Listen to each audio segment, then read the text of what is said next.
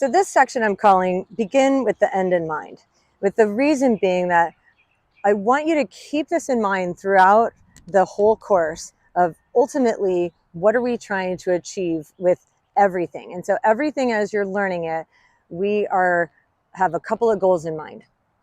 The first and primary goal really is to allow you to move more freely, move without restrictions, because that's what holds a lot of us back. Is we have posture that is bent over, or head is forward, or like our hips are tight, or we've got a twist or something like that. And that is restricting our ability to move with ease and flow and rhythm. So the first goal of like what we hope at the end that you should be feeling is a much more stacked joint posture is what I'll call it. So what you're looking for is your head is stacked on top of your shoulders. Your shoulders are hanging square, just straight down. And so we're going to hopefully get rid of any of that. Then your hips, your rib cage is free and mobile. Your hips, you know how they move. And this is something when I work with athletes in person, which I do a fair amount, you can look and see, oh, their hips are so locked up and tight. And the process of letting that tension go is not as simple and straightforward as here's the one stretch you can do and then like boom, your hips are open. It's this whole like sequence of events that will happen that little by little we're chipping away at opening up this posture.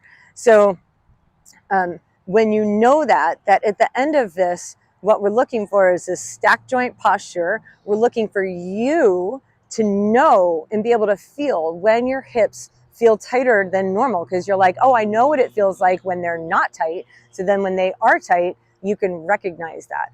And I suspect that what's happening a lot is that athletes are so used to being tight that has become the standard and how they normally feel. And you might feel this too, that you're like, you don't even know that your hips are tight because you don't know the difference of what it feels like when they're wide open.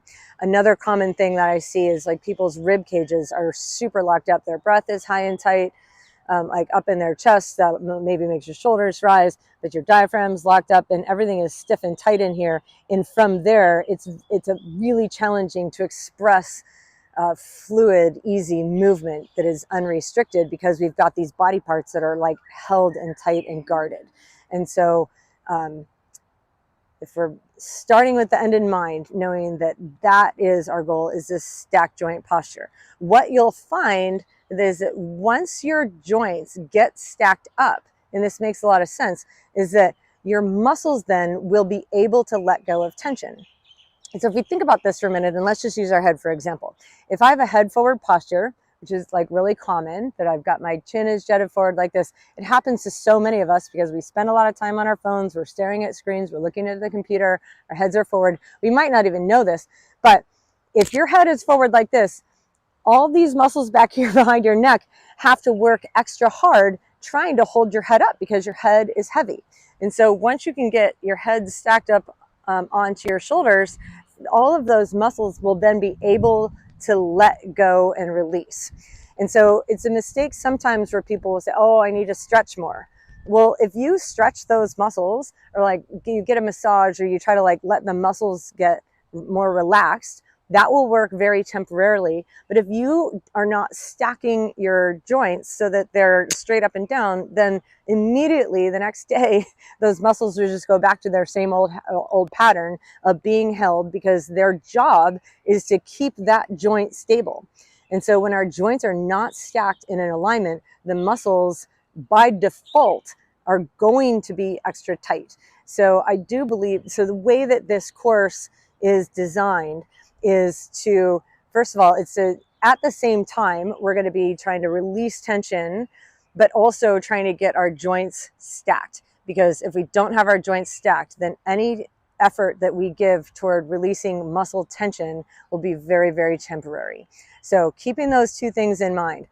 The method that we're going to use, and I'm going to show you this in the very first modules, it's called foundational breathing.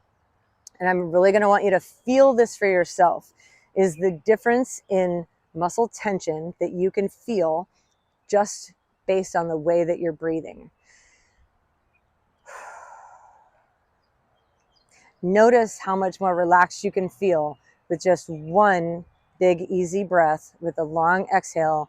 And then imagine how much more relaxed you can feel when you really allow that to become a pattern in your daily life, where you're like, I know how to let go of tension right now with just by using my breathing. And I can do that anytime, anywhere. I can do it in my car when I'm driving.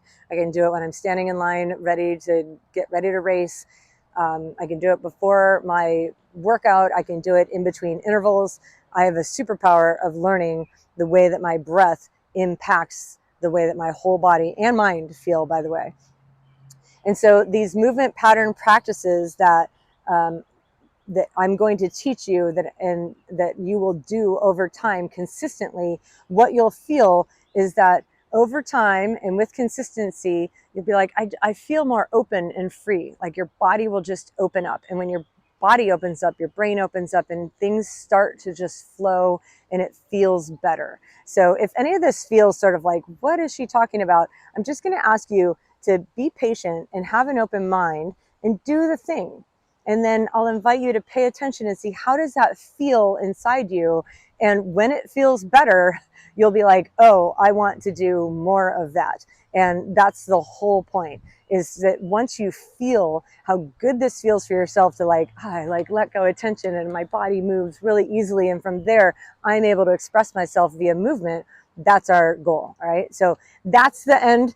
And I wanted you to know that before we even start. And hopefully you're excited to go on this journey with me.